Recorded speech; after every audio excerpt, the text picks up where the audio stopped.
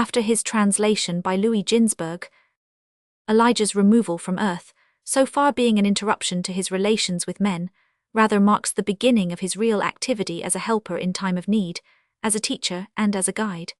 At first his intervention in sublunar affairs was not frequent. 7 years after his translation, 43, he wrote a letter to the wicked King Jehoram, who reigned over Judah. The next occasion on which he took part in an earthly occurrence was at the time of Ahasuerus, when he did the Jews a good turn by assuming the guise of the courtier Harbana. 44, in a favorable moment inciting the king against Haman. 45. It was reserved for later days, however, for Talmudic times, the golden age of the great scholars, the Tannaim and the Amoraim, to enjoy Elijah's special vigilance as protector of the innocent, as a friend in need, who hovers over the just and the pious, ever present to guard them against evil or snatch them out of danger. With 4 strokes of his wings Elijah can traverse the world. Once upon a time it happened that when Nahum, the great and pious teacher, was journeying to Rome on a political mission, he was without knowledge robbed of the gift he bore to the emperor as an offering from the Jews. When he handed the casket to the ruler, it was found to contain common earth, which the thieves had substituted for the jewels they had abstracted. The emperor thought the Jews were mocking at him, and their representative Nahum was condemned to suffer death. In his piety the rabbi did not lose confidence in God. He only said, "This too is for good." 48, and so it turned out to be. Suddenly Elijah appeared, and, assuming the guise of a court official, he said, "Perhaps the earth in this casket is like that used by Abraham for purposes of war. A handful will do the work of swords and bows." At his instance, the virtues of the earth were tested in the attack upon a city that had long resisted Roman courage and strength. His supposition was verified. The contents of the casket proved more efficacious than all the weapons of the army, and the Romans were victorious. Nahum was dismissed, laden with honors and treasures, and the thieves who had betrayed themselves by claiming the precious earth were executed, for naturally enough Elijah works no wonder for evildoers. 49. Another time, for the purpose of rescuing Rabbi Sheila, Elijah pretended to be a Persian. An informer had announced the rabbi with the Persian government, accusing him of administering the law according to the Jewish code. Elijah appeared as witness for the rabbi and against the informer, and Sheila was honorably dismissed. 50. When the Roman bailiffs were pursuing Rabbi Meir, Elijah joined him in the guise of a harlot. The Roman emissaries desisted from their pursuit, for they could not believe that Rabbi Meir would choose such a companion. 51. A contemporary of Rabbi Meir, Rabbi Simon ben Yohai, who spent 13 years in a cave to escape the vengeance of the Romans, was informed by Elijah of the death of the Jew-baiting emperor, so that he could leave his hiding place. 52. Equally characteristic is the help Elijah afforded the worthy poor. Frequently he brought them great wealth. Rabbi Kahana was so needy that he had to support himself by peddling with household utensils. Once a lady of high standing endeavored to force him to commit an immoral act, and Kahana, preferring death to iniquity, threw himself from a loft. Though Elijah was at a distance of 400 parasangs, he hastened to the post in time to catch the rabbi before he touched the ground. Besides, he gave him means enough to enable him to abandon an occupation beset with perils. 53. Rabbi Bar Abahu likewise was a victim of poverty. He admitted to Elijah that on account of his small means, he had no time to devote to his studies.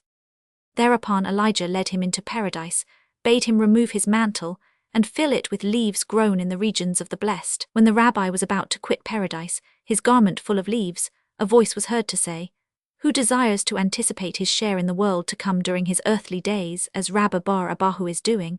The rabbi quickly cast the leaves away.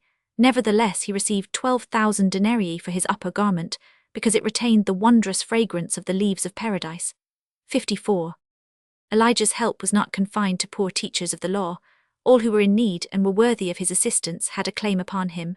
A poor man, the father of a family, in his distress once prayed to God, "O Lord of the world, thou knowest, there is none to whom I can tell my tale of woe, none who will have pity upon me. I have neither brother nor kinsman nor friend, and my starving little ones are crying with hunger. Then do thou have mercy and be compassionate, or let death come and put an end to our suffering." His words found a hearing with God, for as he finished, Elijah stood before the poor man and sympathetically inquired why he was weeping. When the prophet had heard the tale of his troubles, he said, "Take me and sell me as a slave. The proceeds will suffice for thy needs." At first the poor man refused to accept the sacrifice, but finally yielded, and Elijah was sold to a prince for 80 denarii. This sum formed the nucleus of the fortune which the poor man amassed and enjoyed until the end of his days. The prince who had purchased Elijah intended to build a palace, and he rejoiced to hear that his new slave was an architect. He promised Elijah liberty if within 6 months he completed the edifice. After nightfall of the same day, Elijah offered a prayer, and instantaneously the palace stood in its place in complete perfection. Elijah disappeared. The next morning the prince was not a little astonished to see the palace finished, but when he sought his slave to reward him and sought him in vain, he realized that he had had dealings with an angel. Elijah meantime repaired to the man who had sold him and related his story to him, that he might know he had not cheated the purchaser out of his price. On the contrary, he had enriched him, since the palace was worth 100 times more than the money paid for the pretended slave. 55. A similar thing happened to a well-to-do man who lost his fortune, and became so poor that he had to do manual labor in the field of another. Once when he was at work, he was accosted by Elijah, who had assumed the appearance of an Arab. "Thou art destined to enjoy 7 good years. When dost thou want them now, or as the closing years of thy life?" The man replied, "Thou art a wizard, go in peace, I have nothing for thee." 3 times the same question was put, 3 times the same reply was given.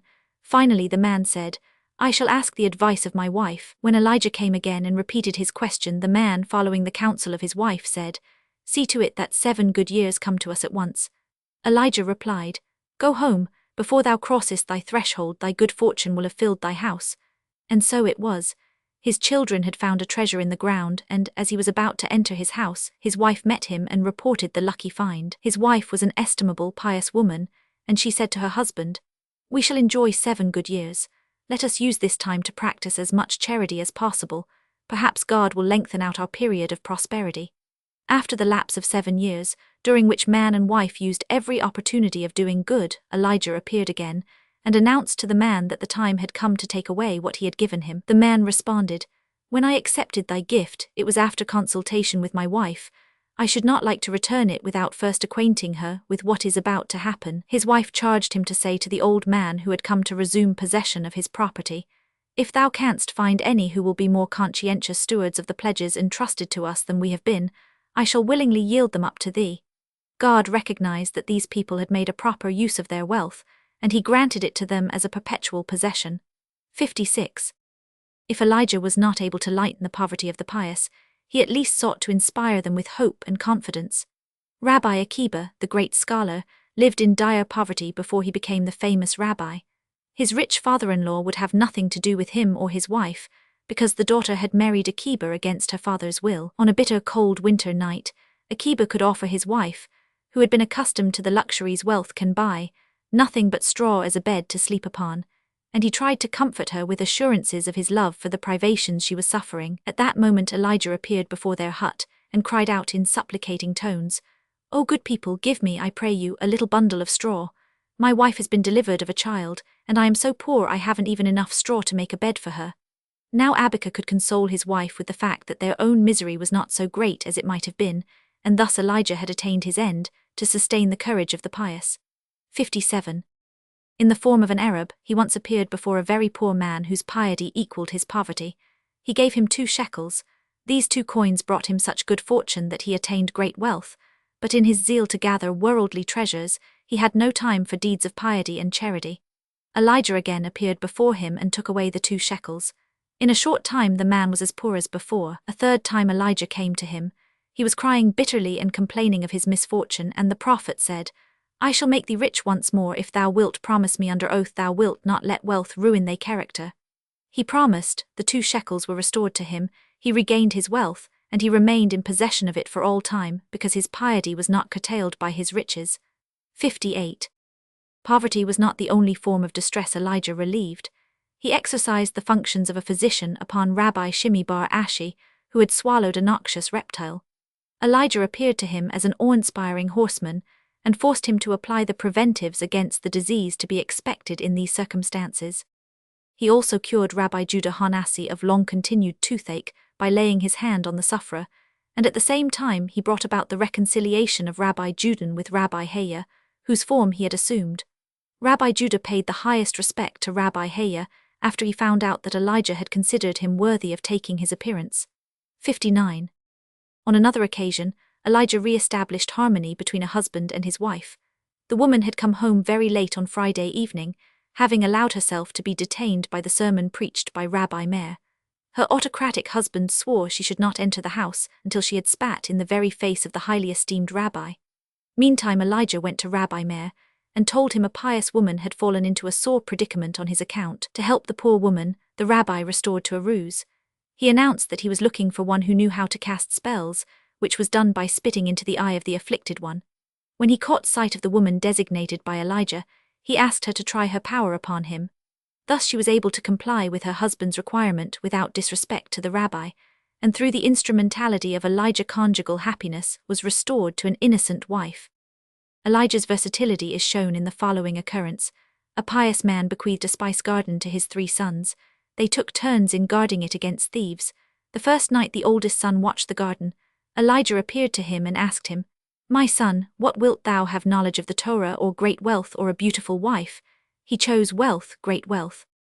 Accordingly Elijah gave him a coin, and he became rich. The second son, to whom Elijah appeared the second night, chose knowledge of the Torah. Elijah gave him a book, and he knew the whole Torah. The third son, on the third night, when Elijah put the same choice before him as before his brothers, wished for a beautiful wife.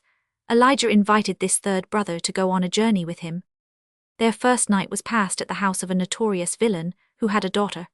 During the night, Elijah overheard the chickens and the geese say to one another, "What a terrible sin that young May must have committed, that he should be destined to marry the daughter of so great a villain." The 2 travelers journeyed on. The second night the experiences of the first were repeated. The third night they lodged with a man who had a very pretty daughter. During the night Elijah heard the chickens and the geese say to one another, "How great must be the virtues of this young man, if he is privileged to marry so beautiful and pious a wife." In the morning, when Elijah arose, he at once became a matchmaker. The young man married the pretty maiden, and husband and wife journeyed homeward in joy. 61. If it became necessary, Elijah was ready to do even the services of a sexton. When Rabbi Akiba died in prison, Elijah betook himself to the dead man's faithful disciple, Rabbi Joshua, and the 2 together went to the prison. There was none to forbid their entrance. A deep sleep had fallen upon the turnkeys and the prisoners alike. Elijah and Rabbi Joshua took the corpse with them, Elijah bearing it upon his shoulder. Rabbi Joshua in astonishment demanded how he, a priest, dared defile himself upon a corpse. The answer was, "God forbid." The pious can never cause defilement. All night the 2 walked on with their burden. At break of day they found themselves near Caesarea. A cave opened before their eyes, and within they saw a bed, a chair, a table, and a lamp. They deposited the corpse upon the bed and left the cave, which closed up behind them. Only the light of the lamp, which had lit itself after they left, shone through the chinks. Whereupon Elijah said, "Hail, ye just hail to you who devote yourselves to the study of the law. Hail to you, ye God-fearing men, for your places are set aside and kept and guarded in paradise for the time to come. Hail to thee, Rabbi Akiba, that thy lifeless body found lodgment for a night in a lovely spot." 62.